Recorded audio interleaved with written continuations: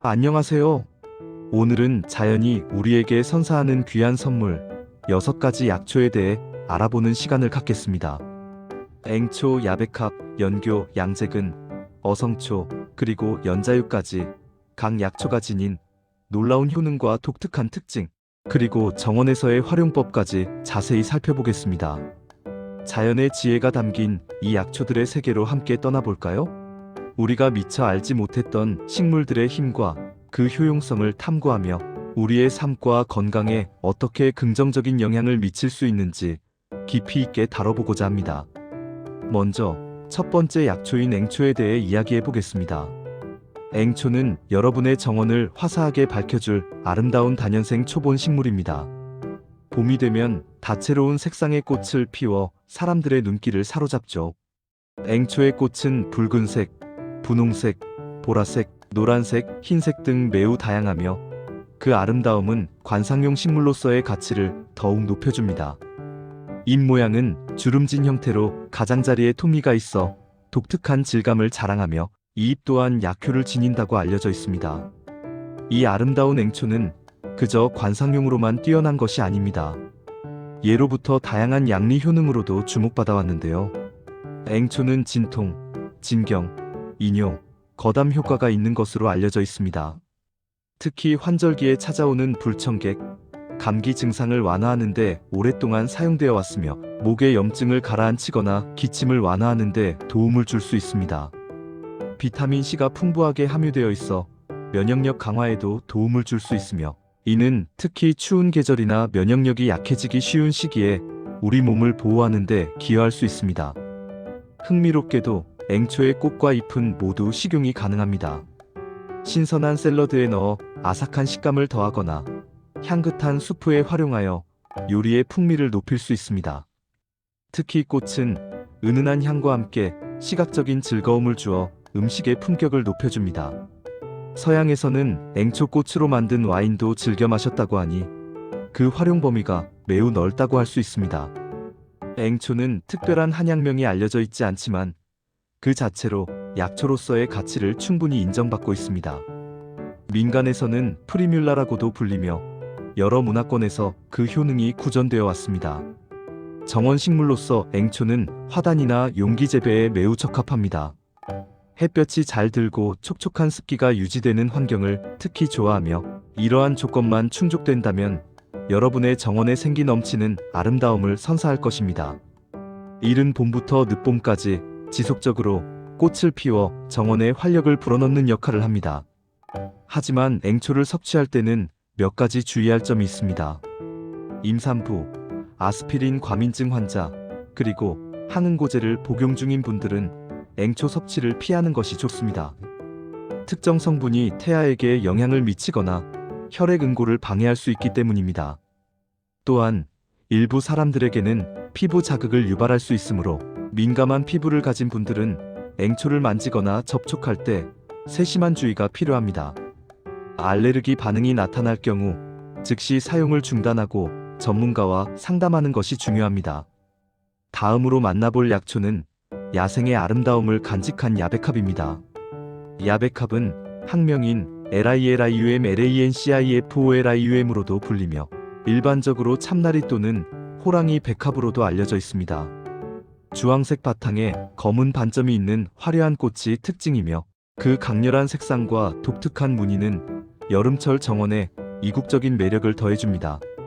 아시아가 원산지인 여러 해살이 풀로 줄기는 곱게 뻗어 올라가며 높이 자랍니다. 특히 잎겨드랑이에 생기는 검은색 주와 작은 구근과 야백합의 독특한 특징 중 하나로 이를 통해 번식하기도 합니다. 야백합은 뿌리 부분인 구근을 약용으로 주로 사용하는데 이 구근에는 항염, 이뇨, 완화, 거담 효과가 있는 것으로 알려져 있습니다.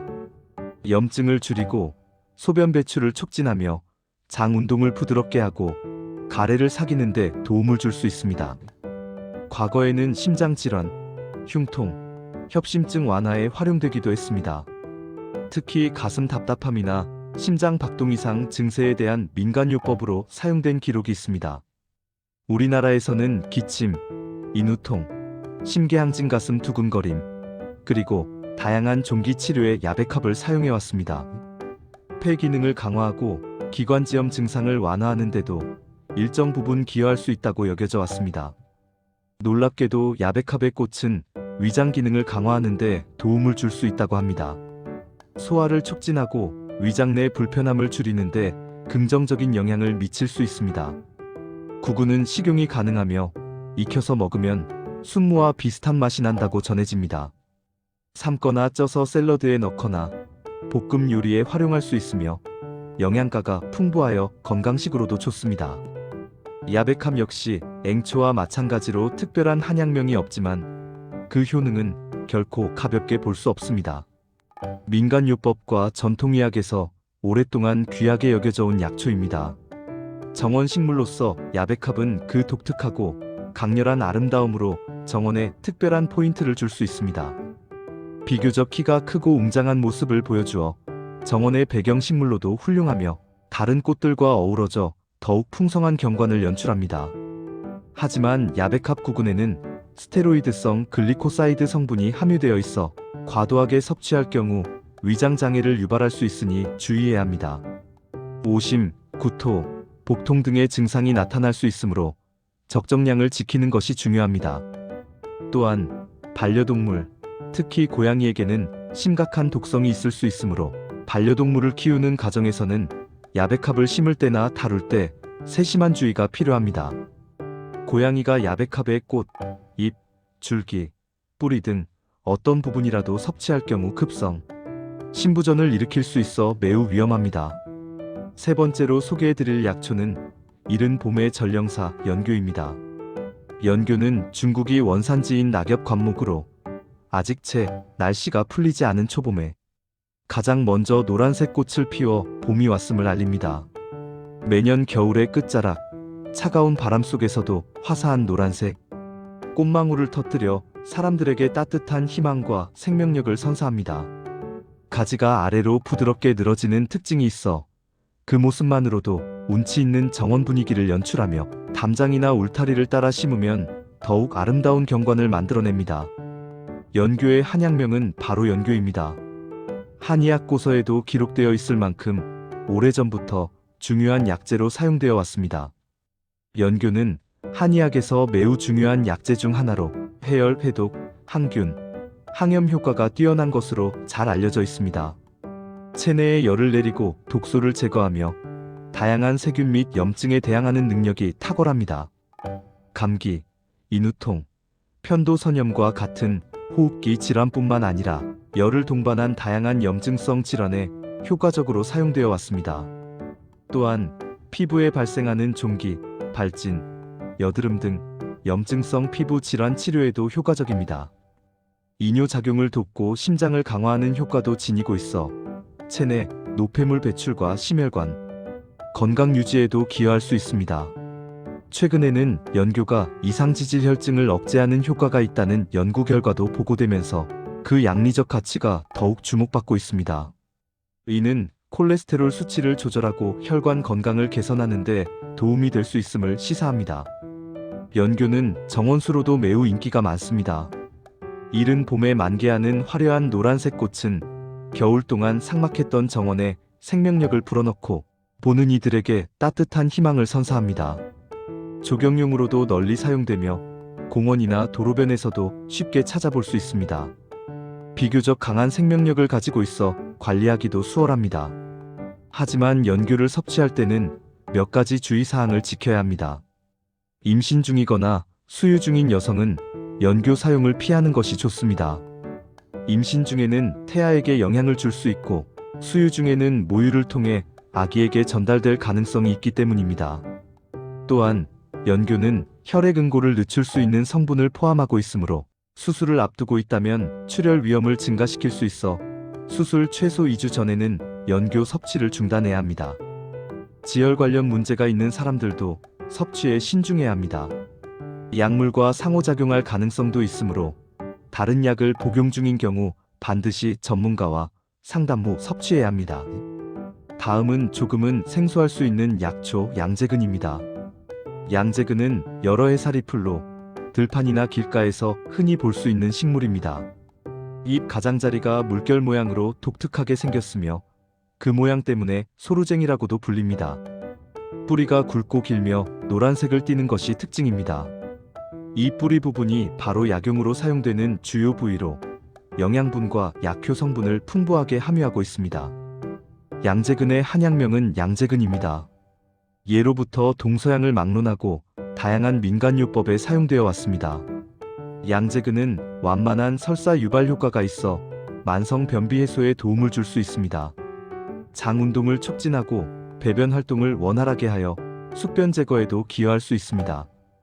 또한 피부 문제 개선, 혈액 정화, 간 기능 지원, 그리고 철분 흡수 촉진에도 기여한다고 알려져 있습니다. 혈액을 깨끗하게 하고 간의 해독 작용을 도와 우리 몸의 전반적인 정화 기능을 강화할 수 있습니다. 변비뿐만 아니라 설사, 치질, 폐출혈, 다양한 피부 질환 치료에도 사용되어 왔습니다. 특히 피부염, 습진 등 염증성 피부 질환의 외용제로도 활용되기도 합니다. 양재근은 정원수로서는 특별히 알려진 바가 없지만 그 양리적 가치는 상당합니다.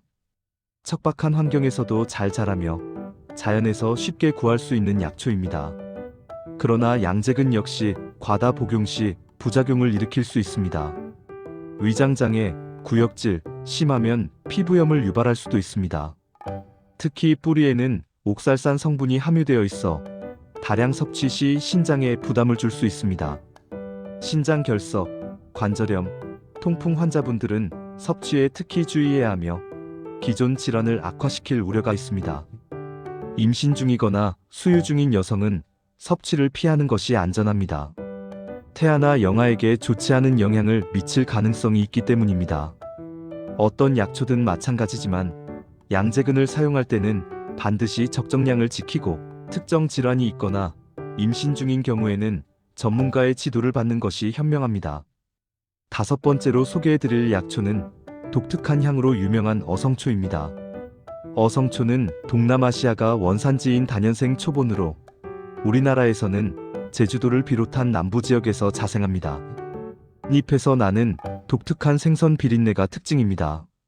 처음에는 거부감을 느낄 수도 있지만 이 냄새 속에 강력한 양리 성분이 숨어 있습니다. 이 비린내는 데카노일아세트알데히드라는 성분 때문인데 이 성분이 바로 어성초의 주요 약효를 담당합니다. 어성초의 한약명은 어성초입니다. 한자로 고기어, 비릴, 성, 풀초를 써서 그 특징을 잘 나타내고 있습니다. 어성초는 강력한 항균, 항염, 항산화 효과를 지니고 있어 천연 항생제라고 불리기도 합니다.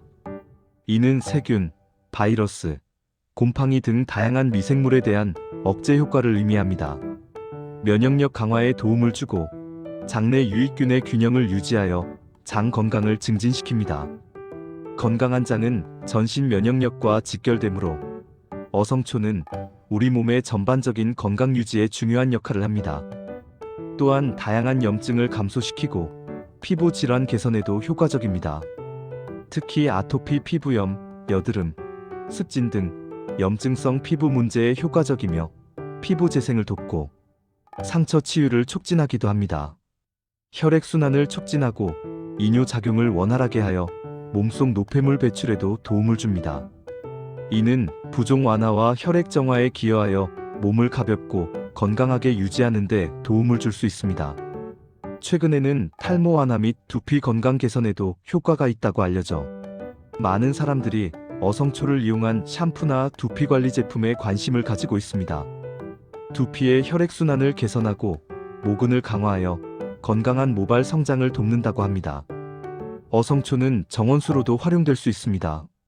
습하고 그늘진 곳에서 특히 잘 자라며 지피 식물 땅을 덮는 식물로 활용하면 흙 유실을 막고 정원의 푸르름을 더할 수 있습니다. 관리가 비교적 쉽고 생명력이 강하여 초보 가드너에게도 적합합니다. 하지만 어성초의 독특한 냄새 때문에 처음 섭취하는 분들은 어려움을 느낄 수도 있습니다. 맛과 향에 민감한 분들은 소량부터 시작하여 점차 양을 늘려가거나 다른 허브나 과일과 함께 블렌딩하여 섭취하는 방법을 고려해 볼 수 있습니다. 차로 마시거나 분말 형태로 가공하여 섭취하기도 합니다. 어성초는 매우 안전한 약초로 알려져 있지만 드물게 알레르기 반응을 일으키는 사람도 있을 수 있으니 주의가 필요합니다. 마지막으로 알아볼 약초는 연자육입니다. 연자육은 인도, 중국, 한국, 일본 등 아시아 지역에서 자라는 수생식물인 가시연꽃의 씨앗을 말린 것을 약재로 사용합니다.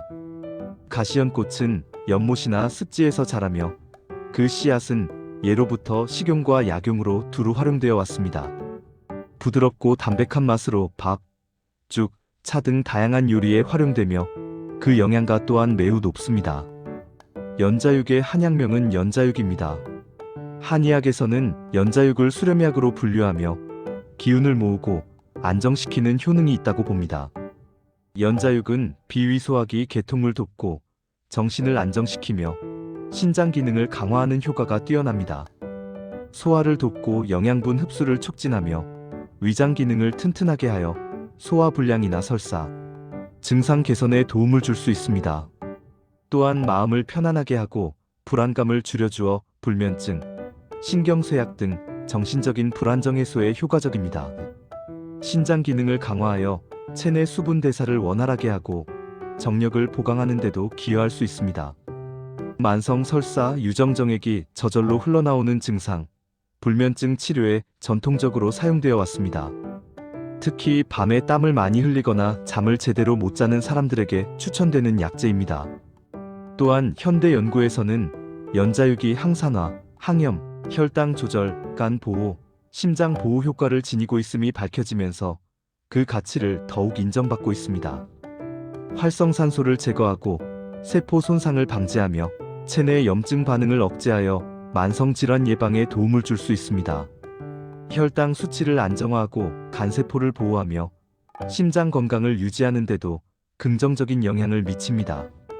마그네슘, 칼륨, 인 등 다양한 미네랄과 비타민, 식이섬유가 풍부하게 함유되어 있어 우리 몸의 균형을 유지하는 데 도움을 줍니다.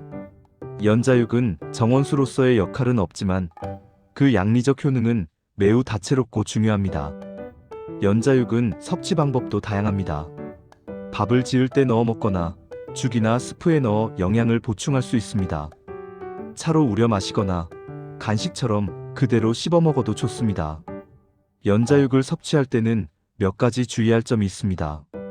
평소 변비가 있거나 배에 가스가 잘 차는 분들은 섭취를 피하는 것이 좋습니다. 연자육은 소화를 돕는 데 효과적이지만 너무 많이 섭취하면 오히려 변비를 악화시키거나 복부 팽만감을 유발할 수 있기 때문입니다. 또한 한꺼번에 많은 양을 섭취하기보다는 소량씩 꾸준히 섭취하는 것이 좋습니다. 특정 질환이 있거나 약물을 복용 중인 경우 전문가와 상담 후 섭취 여부를 결정하는 것이 안전합니다.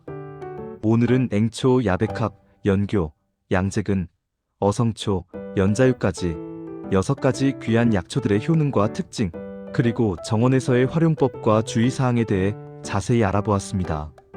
이 약초들은 각기 다른 생김새와 향, 그리고 독특한 효능으로 우리의 건강과 삶을 풍요롭게 하는 자연의 소중한 선물입니다. 고대부터 전해 내려온 지혜와 현대과학의 연구를 통해 밝혀진 이들의 가치는 우리가 자연과 더불어 살아가는 방식에 대한 중요한 통찰을 제공합니다. 자연이 주는 지혜를 현명하게 활용하여 건강하고 활기찬 삶을 누리시길 바랍니다. 오늘 정보가 여러분에게 유익했기를 바라며 다음 시간에도 더욱 흥미로운 이야기로 찾아뵙겠습니다. 감사합니다. 자연의 신비로움 속에서 늘 건강과 평안을 찾으시길 기원합니다.